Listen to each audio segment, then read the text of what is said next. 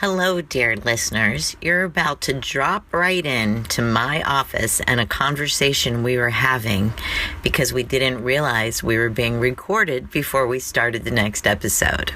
So feel free to listen in to our conversation about Jason getting his deceased mother's desk and some other things, or skip to 4 minutes and 20 seconds and jump into the show. Thank you.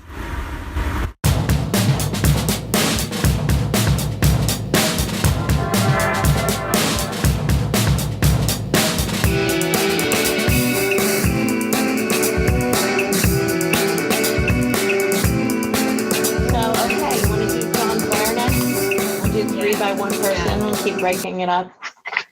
You know, when I was in California, I had food poisoning one night. And I was up all night waiting to throw up.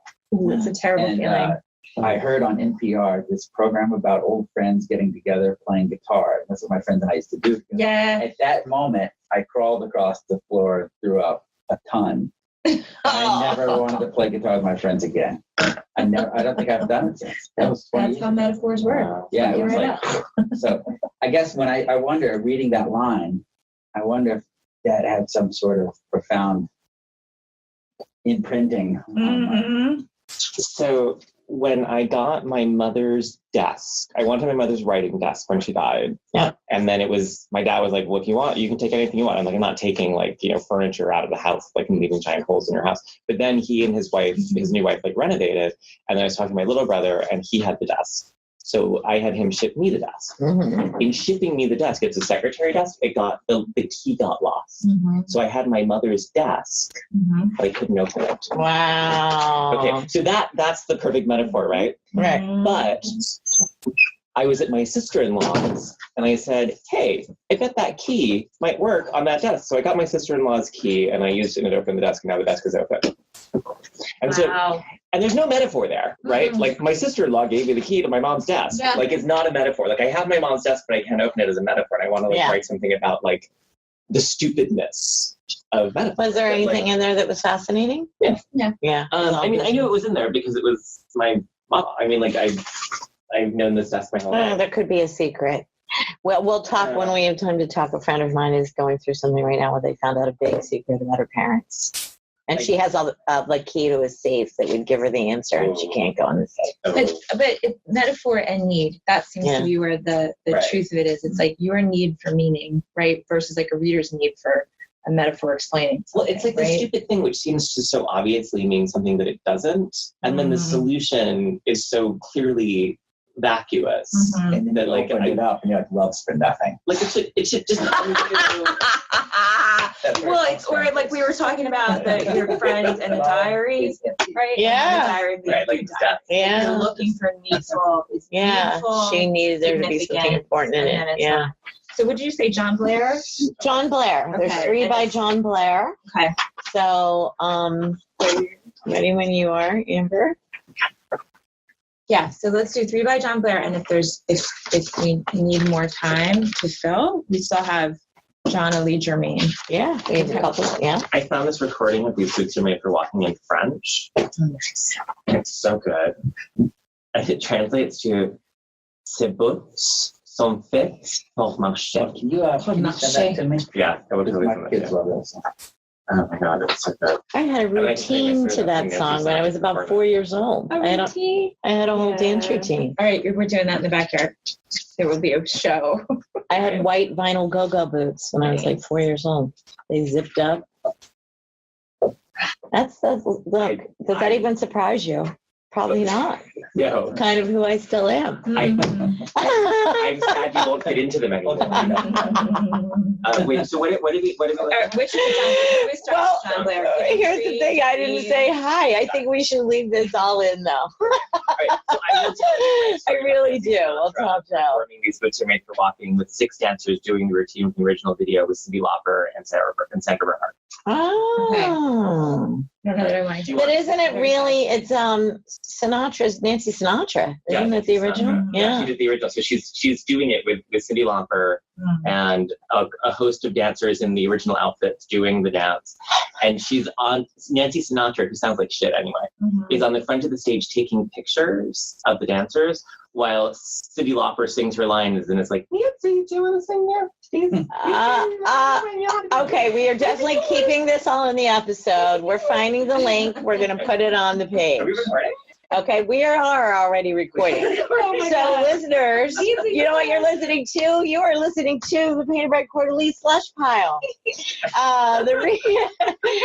And the reason why we're already deep into crazy conversation is because we are all together in the same space, which never gets to happen. But now you're going to hear a few episodes where I say that. So this is no longer the first episode we've recorded. It's the second, but here we are. All together in my blue cinder block office, and the me that has taken over is Kathleen Volkmiller. I run the graduate program in publishing here at Drexel University, where we all are. What color do you call this blue? I think you should call it fetish No, blue. can I tell you really the reason this blue? I wanted blue. And looking at the color wheel, I was torn between several blues, and this one was called Transcendent Blue. Nice. So like salt, Nice. that's my blue. I was going to go with Aegean. Aegean blue. I thought this was Aegean. What I like This is is that called your Transcendent blue. match. Right? Today, not always. Your blues are coordinated.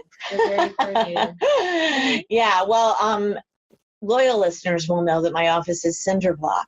I have 0 windows. I sometimes go online to see what the weather's like. It's just so sad, but true. And so anyway, that's why I picked Transcendent Blue, because I figured I need to be transported. And I have to say, I feel really great in this space. I don't mind being here at all, which is weird. And I think if it was like cream colored cinder block like everybody else has, I would go a bit mad. I have no windows in my office at work, and it's typical. It's like they can make us. You have no idea what time it is. Well, they felt badly about how long they made me wait for an office. So once they gave me an office, they let me choose a color. Yeah. And I did. Love and it. here we are. Love So that's me. And I'm so happy to say that on my right side is Marion Wren, who is here in the same time zone. Yay! So nice to be in your time zone. I'm Marion. I run the writing program at NYU Abu Dhabi, where I do have a window in my office, but it's also sieged by pigeons. There's a whole flock of pigeons that they just sort of like hang out and procreate. So it's like a pigeon farm. And so when people sit in my office, it's really funny, right? So people sit in my office. That's a few. I'm at my desk and they're trying to focus on me, but they're looking at pigeons fucking all the time. Is it just cloaca? They just rub cloaca. It's disgusting. Like bird sex is revolting. Food and pigeon sex. So it's really hard to like have meetings in my office. So lovely to be here in this office where there are no pigeons fucking. Okay, I have to tell everybody this. What? I have to. What? I was waiting after I just recently saw you in New York, and then I was waiting for the Bolt bus to come home. There was a girl sitting on the ground, and she was on her laptop, and there were pigeons on the ledge above, and a pigeon shit on her keyboard. Oh, no. And I am talking major explosion on her keyboard. Oh, no. But do you know what happened? Can you imagine what happened? Unified all these strangers that were in their own freaking devices, not looking at each other. Everybody was just like, love and compassion to you. I have a tissue. I have sanitizing. Everybody contributed. We were suddenly a community helping this girl with the pigeon shit on the keyboard. That does not make it better. Yes, it does. It's a beautiful story. It's a beautiful story. God bless America. Everyone helped her. It was, and actually, like, it really did change the tone of everyone. Like, I'm in line A, I'm in line B, I'm in front of you. Yeah. All that stuff stopped. I'm not sure if this goes for keyboards, but I hear if you get hit it's good luck. That's what they say. That's what your mother tells you. You don't feel like bad about the horror. Just leave it rains on your wedding day. That's Good luck. maternal message. Chewy. All right, so to my So right, that happened. Cherie just said hello. Hello, Cherie. Hello, this is Cherie, as Ryan just said. I am a director student here in the co-op for DPG, PDQ, and all those acronyms and all that stuff. And I'm a junior studying global things at Drexel. Woohoo! And to my right is Jason Schneiderman. Jason Schneiderman. Hello, I am Jason Schneiderman. I am an associate professor of English at the Borough of Manhattan Community College in Manhattan. And I am very happy to be in Philadelphia. And I love Philadelphia. Like, I loved the skyline. Like, driving to Philadelphia this morning when I saw the skyline, I was like, that is a beautiful skyline. Oh, thank you. Thank you. I've been working on it. Well done. Well done, Kathleen. And to my right is Tim. I'm Tim Fitz. I teach freshman writing here at Drexel, and I've been reading with the Painted Writing Quarterly for about 4 years. Woohoo! Sitting across from me is I already said hi. Yes, and Amber's here. So Amber's is here our on production the assistant soundboard. today. She's jamming the tunes for us today. What's it called? You know that. DJ? Yeah, I don't know. I was trying to think of some good words. Like smashing. Like the last time we had pop cultural contact. She's the only one with big headphones on. I expect her any minute to just start. That's your headphones. All right. So today, on this episode, we are discussing 3 poems by John Blair. And I think we should get right down to it. The first one is called Degrees. I volunteer Cherie to read it. Oh, Hey, yeah. Cherie, well done. Hey. Good job, Cherie. Thank you. John Blair, Degrees. They say there are just 6 between any 2 of anyone for as far as random can reach, which of course is everywhere, sincere to centigrade. The Lord. I'm sorry, it's my. Can I start over? Please? Yes, you can. My Spanish language skills were messing up with my English. That's how you would say it in Spanish. The I don't know Lord. about English. Add to infinitum. Okay. Get to the Latin. Oy, All right. great. Okay. Oh, all right. John Blair, Degrees. They say there are just 6 between any 2 of anyone, for as far as random can reach, which of course is everywhere. Sincere to centigrade, the Lord to doctorate, add to infinitum. So much of how much is who's looking. Here's a small slice of lightness to lift, a wave to touch every other wave wherever there's water to well, and cool and slide into green depths where the sunlight fades in such slow degrees. You have to close your eyes to even know it's gone. Nice reading. Thank you. That poem reads like a slip and slide. I love those the images at the end there. It feels really good. Since I'm always the one that talks about formatting, these are 3-line stanzas with the middle line a tab in. Oops, and I just lied because the second one's 4. Oh, no, it's all over the place. You're just going to have to go to the page and see these poems. Yeah, no, there's a pattern. There's a pattern. Yeah. 3, 5, 3. But with different varying indents. Yeah. Which does add to the title degrees and the slip and slidey feel. I think. I think the form on this one's already really apparent. Right, of why this choice is made. They say there are just 6 between any 2. I just Took love me the a revival second. of 6 Degrees of Separation. Yeah. You did? It's pretty good. I mean, I love that play, but I think it's all made up, right? I mean, like the whole 6 Degrees of Separation, the serial killers who killed because of Catcher in the Rye. Like, I don't think any of that's true. What the what? I don't know the second half of what you're saying. I did think the 6 degrees of separation is true, but I don't know what you're talking about with the serial killers. Oh, it's in 6 Degrees of Separation, the con artist tells everyone that his dissertation is about how Catcher in the Rye is incredibly popular among serial killers, and serial killers always attribute their murders to Catcher in the Rye. And I don't think it's true. I think it's all just Like there's a lot of like fiction. made up Oh. stuff in 6 degrees of separation that we now kind of talk about as though it were. It's like no, that's just in 6 degrees of separation. It's Right. a play. It's not real. So who's side note? Who's in the revival right now? Alice and Janney. Oh, And I wish I could remember the name of the two male leads. Okay. I can't. I just remember the film. I never saw it on the stage, but I loved this It's film. well said from the film. yeah. Yeah, So Donald I Sutherland. have to say, like A lot of it has stuck with me through that the is years, why honestly. I love the Yeah. first stanza of Okay. this, right? So you've got the title, Operating Your Head Degrees. Okay, what's this poem about?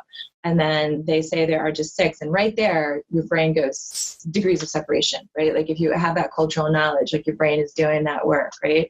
Between any two of us, anyone for as far line break as random can reach, which, right? And now it's like those line breaks are sort of playing with the pleasure of the penny dropping, right? Like, Yeah. so it's like you had that one moment of recognition and now that recognition gets forestalled at the end of these lines and then delivered in the following line. And that's kind of delightful as it rolls, right? Into what seems like a sort of wacky set of connections, sincere to centigrade, dolor to doctorate, odd to infinitum. Yeah, I think the reading was fabulous, but it was fast for trying to digest all of this. I was like, what? It was Mhm. really so much of how much is who's looking.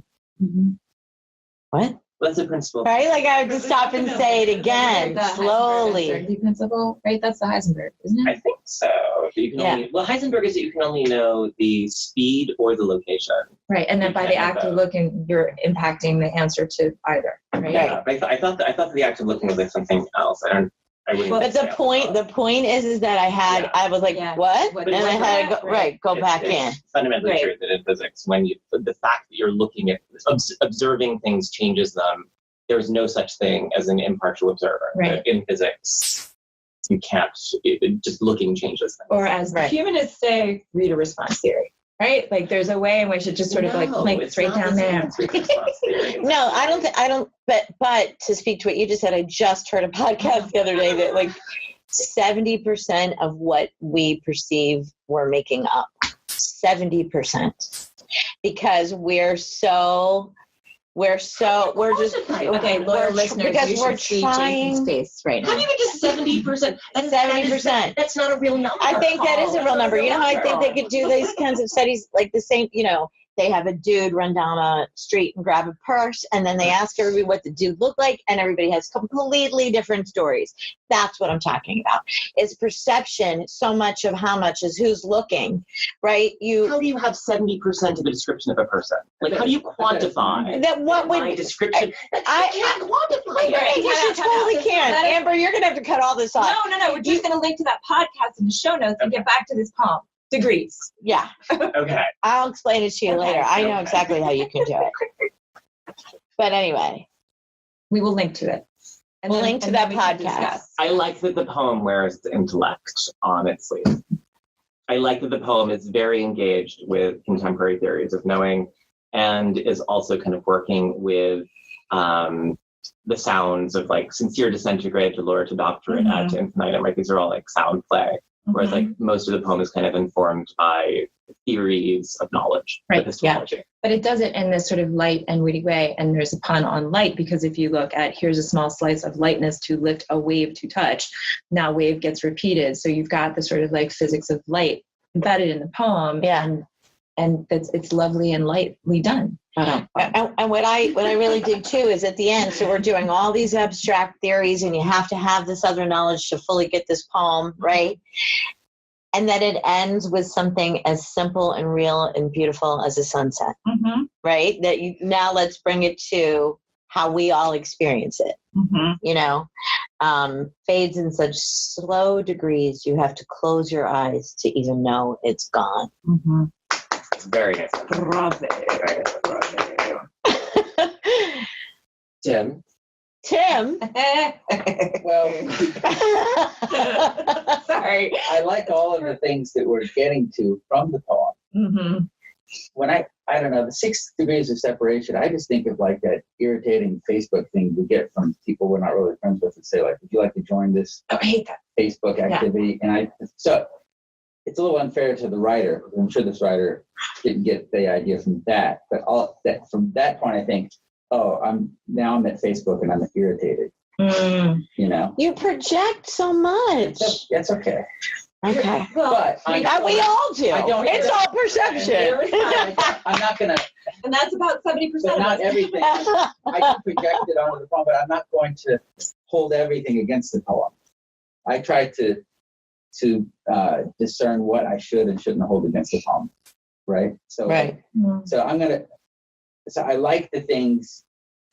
I'm going to give the writer a pass on that, but I'm not crazy about the sound play as much as everybody else is. I get why people like it, but for me, it's just a flavor that I don't really appreciate that much. But I like the idea of getting to these conversations about the moment you look at something, it changes. So poems that can get me to that place. I don't really care so much. As long as it's not too obnoxious, I like that it got me there, because that's where I like to be. You know what I'm saying? Yeah. So now I'm trying to think, just please let this poet not have gotten the 6 degrees thing from Facebook. Right? No. I'm trying to forgive these moments. I don't even know what you're talking. I still don't even know what you're talking about, and I know I'm on Facebook more than you are. Something that I get. Do you know what he's talking about? Yeah. I have no idea what the Facebook connection is with the 6 degrees. No, I remember it. I mean, I kind of halfway paid attention to it and then ignored it, right? So it was like, I don't know, something about like songs or something. I don't know. Like, is it like if I want to be friends with Lady Gaga, can I figure out like the 6 people? Something along those lines, or something as banal as like, like which of these rock concerts am I lying about going to? Like, well, that would be premised on me. What's that got to do with 6 degrees of separation? I saw that, but I don't know what it has to do with 6 degrees. I think it's in the same wheelhouse as whatever, like, 6 degrees thing game that Tim's talking about there. Oh. Yeah. So, well, anyway, I wonder, Facebook never popped in my mind. I wonder if but we only have 30% of what we're perceiving in common. So that's why.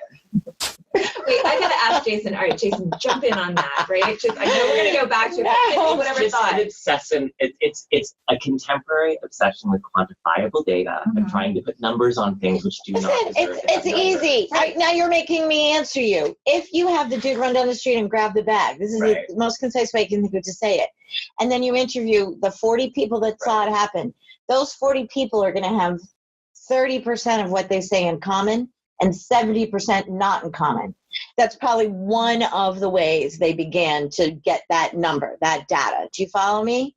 So we only have a commonality of 30% of what we're experiencing. Yeah. Okay, but if you're counting details people said, right? So like we can count one person said green shirt, one person said red shirt, one person said blue eyes, one person said green eyes, one person said 7 feet tall, one person said 2 feet tall. These are not each equally weighted pieces of description. I'm making this shit up though. No, but that's my point. I don't know how they tested, but I'm imagining it would be things like that. So like you got to see what's in common to see what isn't in common. Right, but to quantify it, to say like these pieces, you have to determine how to weight them. So, they may have. But wait, let me jump in and just like try to pull these two things together for a moment. So I think that's a truth that lawyers know, because eyewitness testimony is always the least reliable, absolutely, and the most persuasive. Absolutely. Right. And then sort of connected to that, right, is the sense of like the quantifiability of here is part of what makes a game like 6 degrees of separation so much fun, because it feels like there's something quantifiable and scientific, but really what you're operating is from a place of like belief, right? And belief work always feels like a kind of knowledge, but really it's just your brain and your heart like hoping that shit's real, right? Yeah. So that I think in some ways the way the poem works, it starts with this like folk knowledge, right, of degrees of separation, activates all these other theories of knowing, and then winds up in this sort of glorious experience of a sunset. So I think it's a sort of lovely little arc. Little arc is, it reduces the complexity of it, because the poem just sort of, it expands outward in that way. Yeah. I really love the moves of the poem. Jump in and bring us back to the poem. Yeah. I just brought us back to the poem. No, but it's perfect. It's perfect. it's perfect that you did, because everything we're talking about is actually related to this poem. And what I like the most about it is that it does go all the way out. We have all these interpretations, and then it comes to an experience that is universal, right? Sheree, you said universal to a postmodernist.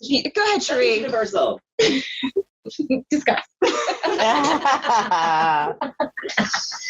Yeah, I mean, I don't know. I love the shape of it. I love what it does. And I love that it brings it to a natural experience that, Yeah. Yeah. The natural experience, I think, is definitely essential, because a lot of the like the references I didn't get, I guess, because I'm kind of like in my own world most of the time. So I don't like, okay, 6 degrees of separation, that sounds vaguely familiar, but don't have enough context. I wanted to ask you, you both, the youngins in the room, if 6 degrees of separation is even as meaningful to you as it is to us. It is. It's that movie. Yeah, it's the movie. Yeah. Even though it's so old now. That's interesting. It's like It's a separation. quintessential movie. It's a what? Like I've heard it too, where it's like the separation between you and the president. Right. Yeah. Right. So Yeah. I wasn't heard it before. Like, there was like no context for me. Yeah. Name sounding familiar. Right. Right. No, that makes sense. I was curious at how much relatability there would be in that. Right. So, yeah. So it's essential that he gets to where he gets to at the end.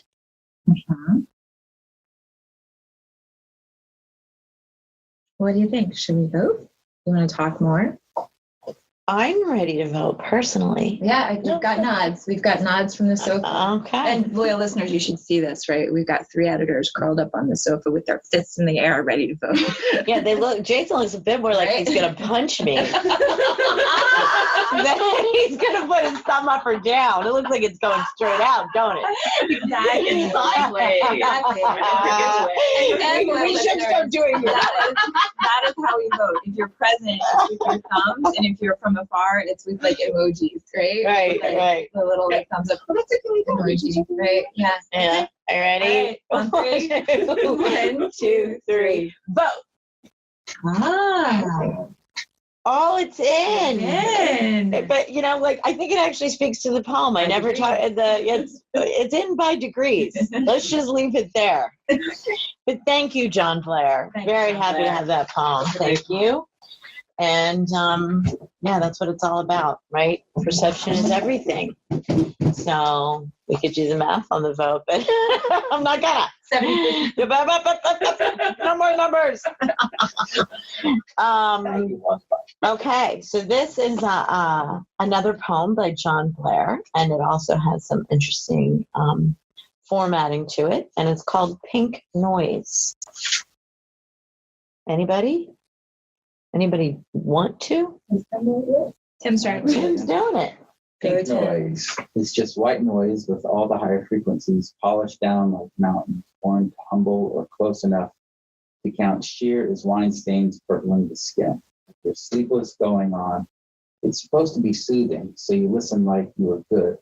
Boy told to do in the small wheeze of waiting for your mind to go on without you into dreaming. But those little bumps are voices, and they are breathless with glee. And the best you can do is listen and try not to worry about your better self with good intentions, all the ways you've managed so many years to sleep easily and well among the pale beasts of worry, who watch and wait neither blood nor snow, but a mist of in-between with teeth ground down to spindles to gnaw your nervy edges, and the stubborn wakefulness like a tree you've climbed to watch the other kids play, blind to what's coming, what's been, what might, and some other when matter, and no one notices your presence or your lucid absence, or the pastel grumbling of wind in the treetops, or the boughs beginning like morning light to break.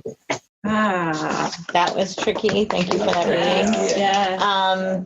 So listeners, again, you can see this poem on our podcast page, and I think you should have a look. we have to say this, I think, from the get-go, that Tim read a word entirely different than what was on the page. Oh, which word was that? And so, to me, that actually speaks to what we were just saying about the other poem. Yeah. The 1, 2, 3rd, 4th stanza.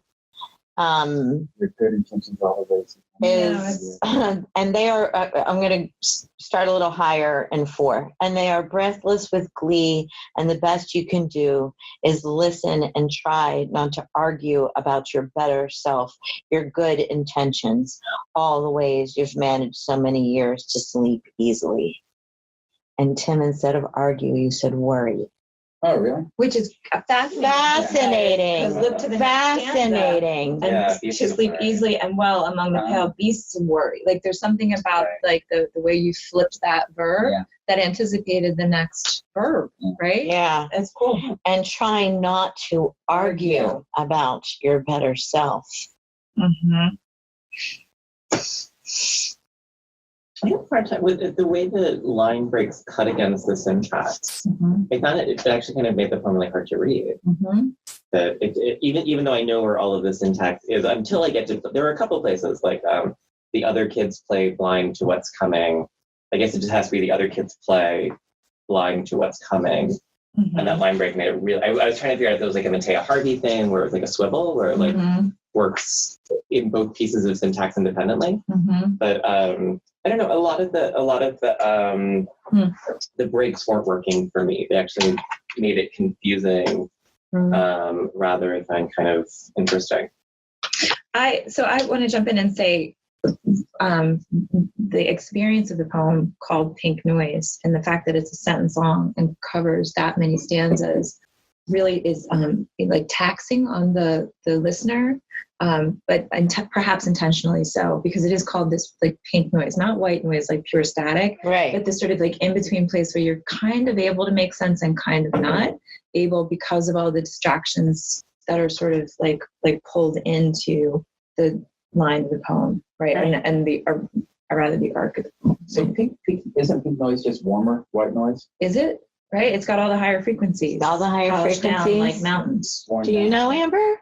What's pink noise? Sound technician? It's warm white noise. Oh, I don't want to put you on the spot. Sorry. Don't know. I've been told. No, it's fine. It's fine. Yeah. I mean, I think like the other poem that we just did by him, I think this needs to be read super, super slowly. Mm-hmm. I think that it would be having the experience of both reading it before we even met today and then hearing it right now. It isn't meant to be heard, or it's hard to hear, right? It's ironically, big noise is hard to hear. On the page, one can consume at one's pace and kind of, deconstruct or digest or whatever words we want to use, like understand. Let's just say understand as one goes along, right? Hearing it, I think, was much more difficult. Well, there are these pieces kind of like if you look in, it sort of starts around the second stanza with like you were good boy told to do in the small ways of waiting for your mind to go on without you into dreaming. Mm-hmm. Right. So that's the space where we're kind of moving past something that's kind of a transparent syntax into something which is kind of announcing itself and making these demands on the reader and this kind of like Hopkins-like, unexpectedness that remains intelligible. Mm-hmm. But I don't know, I wasn't like, it didn't really work for me. Mm-hmm. Like you were a good boy told to do in the small ways of waiting for your mind. Yeah, but like for me, the herky jerkiness of the lines right before that, right, were making me like, do I trust this, right? Can I go with this? And then it sort of tumbles into what feels like a sort of like smoother experimentation in this passage that you read. So for instance, worn down like mountains, worn to humble or close enough to count sheer as wine stains purpling the skin. And now here's where I get tangled, right? The purpling the skin of your sleepless going on. It's supposed to be soothing, so you listen like you were a good boy told to do in this, right? And so right there it sort of tightens into its weirdness, and I'm able to go. But right before that, on your sleepless going on, like what? Like what the who? Like I can't quite get into the groove of it. And then it grooves into a kind of Hopkins-esque weirdness. And I was kind of trying to think, because like in some ways it does recreate the failures of falling asleep in a certain kind of insomnia, where like that temptation where you. That's what I read. That that's sleepless going on. The sleepless going on. That's what somebody laying there trying. It's supposed to be soothing, so you listen. Right. I think that line's genius, where it sits too, because it also sort of reassures the reader. It's supposed to be soothing, so you listen. It kind of makes me go, okay, all right, okay, I'm listening. Right, you got me. Right. So I'm confused a little between. So I can appreciate what the poem is doing with the form, like stringing along that one sentence, like 70% of it. Because by the time you get to the wind, might, and some other, so I feel like a little ticked off at that point, because it's like I've played this game and you're doing your part great, and then now you're going to throw all these W's and wind matters at me. I'm done. Right. But I like the thing that's happening up until then. But I'm confused a little bit between that sort of play with the words and the style and the title Pink Noise, because Pink Noise seems to define what the poem also is going to be doing. I don't know where the pink noise is in the poem. The pink noise, if white noise is this, when you turn on, back in the days when I had TVs, when you turn on a random channel, it would go. Pink noise is. It's just low. It's about an octave lower. White noise is all frequencies. You could I mean, you could get that app immediately and have that sound to try to fall asleep. Right, but I don't really.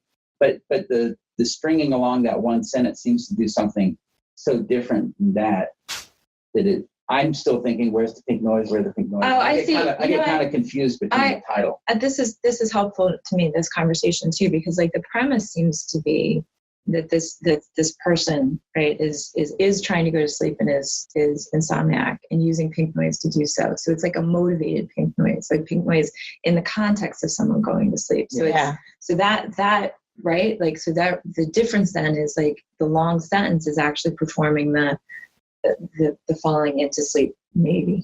Or the inability to fall asleep, because we end with or the bowels beginning like morning light to break. So you didn't, because the poor guy's still laying there. Right. You know, as an insomniac, I'm all about this poem. And I think it absolutely executes the feeling, the frustration, your between with teeth ground down to spindles to gnaw your nervy edges into stubborn wakefulness, like a tree you've climbed to watch the other kids play. Blind.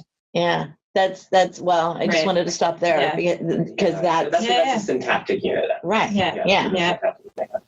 Does it all have to be one sentence? I think because this person laying there with this wakefulness and trying so desperately to fall asleep, and it just keeps continuing. You know what I mean? Like that reaching for sleep, that desperation for sleep. So, and I just want to say the reason I chimed blind in there, because you did read the syntactical unit, but the break doesn't happen until after blind. So I don't know why, other than to annoy the ear. Do you know what I mean? Or the eye on the page. Yes. So like I want to understand that the person in the poem is annoyed by all this and is frustrated, but I don't want to feel the frustration in the sixth paragraph of the stanza. I really like the stanza structure, right? Because we have 6-line stanzas. The first, second, and fourth line of each stanza is left justified, and then those other lines that interweave go back and forth between 1 and 2 indents, right? And so it kind of gives you this shape, which is actually quite regular, but looks very irregular on the page because it's being broken up in this way. But then the syntax doesn't work for me, the way the syntax is being broken across them. And I love this form, but then places like blind is just too harsh of a break for me at the end of that line to start the next unit of syntax. Yeah. Okay, I hear you, but I disagree. What's coming? Right. What is it? These well, look, hon, blind to what's coming, what's been. what might in some other, and earlier the speaker had said, I used to be able to sleep and now I can't sleep. And, and every night you go to bed with hopefulness that tonight's the night you're going to sleep. So are the other kids play blind to the fact that they're going to have insomnia? Stop running wakefulness. Like A tree if climbed to watch the other kids. I'm the only one that's up. The loneliness of insomnia is pretty brutal too. That's So the blind though refers to the kids. So the kids are blind to what's coming, to what's been, and then it sort of pushes back to the speaker what might in some other would matter, and no one notices your presence or your lucid absence. Yeah. Right. And so it comes back into this sort of like narcissistic, wounded, sleeplessness. Well, it's pretty lonely to be sleepless, right? And wanting sleep. Right. Yeah. We were just talking about this. Yeah. Right? Yeah. Right. And the stakes are high because now all this research is coming out about how harmful it is for your brain to not sleep. So you're laying awake thinking, oh my gosh, I need to watch my brain. And the more you're saying, I got to sleep, you're not going to sleep. Right. That's why for me, it's all one sentence too, because sleep, you don't get that actual sleep. Yeah. It's like the more you chase it, the further away it runs, The thing that I really don't like about this one is just that one stanza. The one where I was having trouble reading, it was just having trouble processing it. And I just wish that I could read the writer's frustration instead of feeling it there. But everything else, I liked being pulled along. And I was surprised because as I was going, I think, I'm going to not like this soon. But I kept until I didn't like it. And then I liked it once I got past that little break. It just seemed like you could edit that. One could edit it. One could. Shall we vote? Or one could vote. One could vote. Let's do that. 1, 2, 3, vote. I didn't make it. Just listen to me, John Blair. If you're projecting insomnia, I'm so happy for you. I hope you don't really suffer from this. But if you are, listen to the Sleep With Me podcast. I was waiting for you to plug the Sleep With Me podcast. Sleep With Me podcast. I have mentioned it before. I will mention it again. It's been life-changing. I sleep with Scooter. Did you wake up with headphones on? No, I just have it on. Okay. Yeah. And and it's been life-changing. So thank you, Scooter. John, try it. Okay. And we've got one more from John Blair, The Giving Tree. Can I do it? Yeah. Okay. John Blair, The Giving Tree, doesn't care for your gifts or your attitude, frankly, and wonders why you beg and grovel, boy, when all she wants is to be left the hell alone, because there are no apples here, only thorns, and her wood is her own, and she's just fine exactly where she is, and the woods are no place for the faithless likes of you anyway, which is why they had to put up that gate to keep you out and set a bouncer with a burning, ever-turning sword to tell you you're not welcome in your fig leaves and weeping wounds. She's here for a reason, but that reason isn't you. And the junk hidden in her trunk is just squirrels' nests and fairy bones and those birds who loiter love her in ways you never do. So trust her when she tells you she has no need for a needy boy like you. Beautifully read. Well done. Scene. Thanks, John Blair. That was so super fun. Can I do it again? Bravo. Okay. So, wow, we all know The Giving Tree. Yeah. We do. Yeah. Okay. Yeah. Do we? Do we know The Giving Tree? Oh, is that? I think that's a very popular, very, very popular in grade school. Yeah. A lot of people. Of course, Tim. I hate everything. Yeah. Oh, And why? every now. Yeah. On the back of his Amber, book, he has delete. creepy picture of himself. Grumpy. Stop it, Do you Tim. know, like, I mean, do you know all of this stuff? I mean, do you know, like, burying in my shades? Do you know, have yourself another espresso? No, Like, I'm not do you sure know this every- All right, we're going to talk about this poem. So to take something as universal as the giving tree and personify her in this way and have her really, be anti this needy boy. A risk, brave, silly. Yes, no. So, sorry, what I like is the personifications from the side, right? So that the speaker of the poem is speaking for the giving tree rather than a first-person narrative. And I say that because mild non sequitur. I just saw Lucas Hnath's Doll's House Part 2, where he imagines Nora 15 years after having left. Oh, yeah. Have you seen It's a play, right? it? Yeah. It's hysterical. And Laurie Metcalf and Chris Cooper, fantastic in it. Precisely the same question. Is like, is that genius theater making, or is it mildly like, Salacious or some something. accusations that it's a little sophomoric to sort of go, okay, what if Nora 15 years later? Yeah. But it's delightful to see that performance. And actually, when I first read this, I had the reaction of like, it's kind of trite. But listening to you read it, I'm in love with this poem now, right? Like it transformed for me. So that's my 2 cents. Lucas Hnath, Doll's House Part 2, and The Giving Tree. Discuss. I kind of like the way I like the way that it seems to be about somebody who thinks that they can do something to make somebody love them. Mm-hmm. And it's so real when you're in that mindset. And then, but if the truth is, the more you like them, the less they like you. And the only thing I don't really like about the poem, is yet she has let's see, in ways you never do, so trust. But when she tells you she has no need for a needy boy like you, I kind of just wish that last line was clipped, because we know he's needy. We don't need to be told he's needy. Mm-hmm. No need for you. To me, that would be, that last note would ring a little more true, since I already know this person is so needy.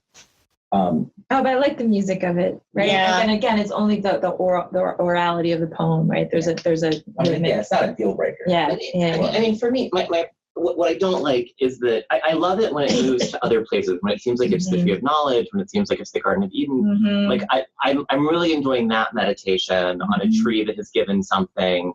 And then it's okay to personify. But as long as it's attached to the Shel Silverstein book, it feels like a complete refusal of the actual tree. Mm-hmm. So this whole notion that she doesn't care for your gifts, she wonders why you beg and grovel. He never begs or grovels. Mm-hmm. Right. I mean, that's not in the book. Mm-hmm. And the notion that the tree doesn't do what the tree does is necessary for the poem to work. And that really bothers me. Right. Well, but I think that I'd go back to what Marion said, that the speaker is projecting his or her own bullshit on the tree. That we don't know for sure that the tree, she's here for a reason, but that reason isn't you. All of this anger isn't really coming from the tree. It's coming from the speaker. The speakers, right? Tree. So the tree could be Shel Silverstein's giving tree, and it's just this other person is like tired of the tree. So instead of engaging with what actually happens, well, it's disturbing in the book. It refuses what Tired of the happened. needy It says, no, Right. I refuse the book. What happened in the book didn't happen, and I'm going to retell it the way that I think it should be retold. Right. And I think that this is a very common approach to that book, where it's just a simple refusal of what actually happens. And I think that bothers me. I can't quite get into that. Okay, help me with this part too, because this was interesting to me. The junk hidden in her trunk is just squirrels' nests and fairy bones. So it's, like in a way it's saying she's just a tree. Stop putting all this on the tree, right? But squirrel's nest and fairy bones puts the magic back in. Well, and there's a fabulousness, right? So she has junk in her trunk, so she's like a sexy tree. There's fairy bones, there's squirrels, right? Like it's this projection of this really fantastic, sexy, magical life that's just not there. Right. And it's done in order to refuse what the tree actually does in the story. Yeah. And So grappling with what the tree actually does is very hard. Yeah. So I hear you on that, right? So it's like, what is the relationship between the poem and that or text, right? Like, is it like a faithful rendering of it? Is it ekphrastic, or is it doing like some other thing entirely, right? And I wonder if the problem's like in the title. And I'm going to go back to the Doll's House Part 2 for a moment. Right. It's Doll's House Part 2, right? So it's very clear from the start that this is like Knath's invention and meditation on what might be, right? Right. So like the Giving Tree is speaking Shel Silverstein's title, and it doesn't give the reader any sense of the relationship between the text and then this meditation or ekphrastic thing that's happening on the page. But for me, the junk in the trunk moment was the one moment where I sort of like winced in the poem, because that feels like such like contemporary vernacular, like not Silverstein's language in a way. Right, but there's a bouncer earlier. I know. And that's You know, the point I wanted to make. But that's the point I wanted to make. Like, that goes right back to this theatrical moment of like dealing with classics, but like threading through these like contemporary vernacular phrases in order to like update or to confuse the viewer into thinking like, well, I don't know what time period this is. Is it faithful to the original, or is it this now? And that seems to be kind of what's going on here as well. Like, is it Shell's universe, right? Or is it the universe of the poet inventing this tree as a, pissed off person? Yeah. Her wood is her own, Mm-hmm.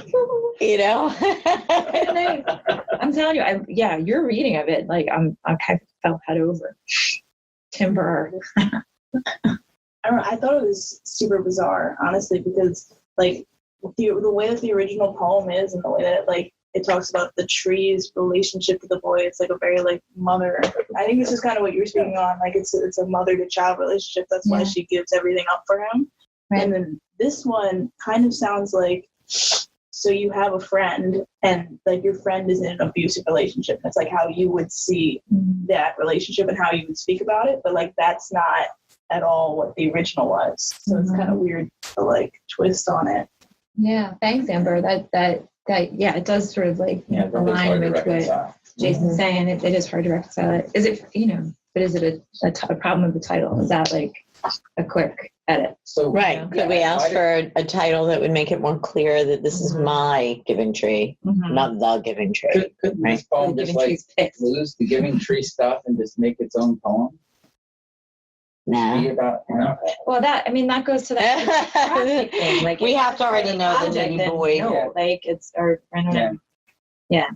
I think we have to know the needy boy. It would be so contextual. I think you're right. I sort of keep trying to pull out of this tree that's when it says "welcome your fig leaves and weeping winds" is a very direct Eden reference, right? Yeah, absolutely. And like the bouncer and the burning, ever-turning sword is also like that has to do with hell, right? That like there's a angel with the burning sword that guards something. I don't know. Like the bouncer and the burning sword made me think of like Dante's Inferno, but I'm just sort of like, that's just like a loose, opaque reference rather than something that might be intentional there. But I wonder, is that part of this for Christian iconography, that there's a bouncer angel with a burning sword? Might have come from a graphic novel. Genesis. I think that's dear loyal listeners, we are all heathens, all of us. But I mean that's the thing, is I really like it when it gets into another text. And it's not that I'm against reading something in a new way, and I love things which kind of play with biblical stories or which play with existing text. But I think that the way this one does it feels unethical to me. It simply refuses what happens. Right. Yeah, not that the poet can't do that, because the ambition's awesome, but signaling that it's being done is what's missing. Well, not signaling that what's being done, but actually grappling with, rather than grappling with the fact that this is a very distressing story about one party who sacrifices the entirety of her being for another person who continually goes away. And in fact, like she sacrifices to let him go away. But the end of the story is that he returns and he sits and he and they are together. And it's I mean, I think the one that doesn't get discussed, Shel Silverstein also has a story called Lafcadio, the Lion That Shot Back, which is similarly disturbing, which similarly kind of sets up these moral quandaries where it's very hard to parse the kind of moralism of it And I think that what I wanted was more struggle and less refusal. Like I wanted more of a kind of like I see an understanding, because it feels like what the tree does in the story is disturbing. But I think to just say like, and she didn't really want to do it. There's no evidence of that. There's no reason to think that.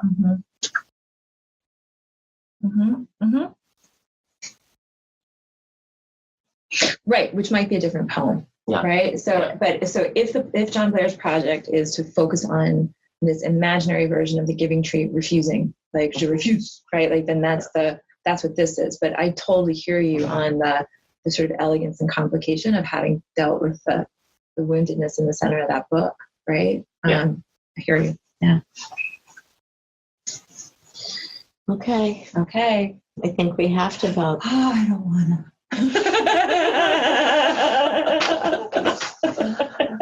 All right, here we go.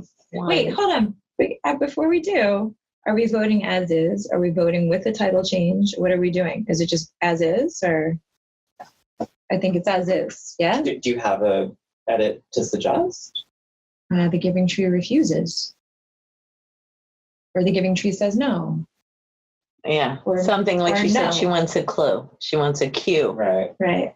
Yeah, so we could ask him for a cue. Yeah. So, but that's a different kind of conversation. So let's just vote as is. And, right? I don't know. At this point, we've done this on the podcast before.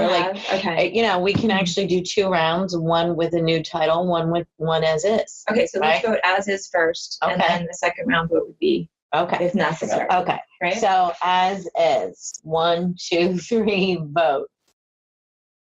Okay. That did not get in as is. How about with a title change? 1, 2, 3, vote.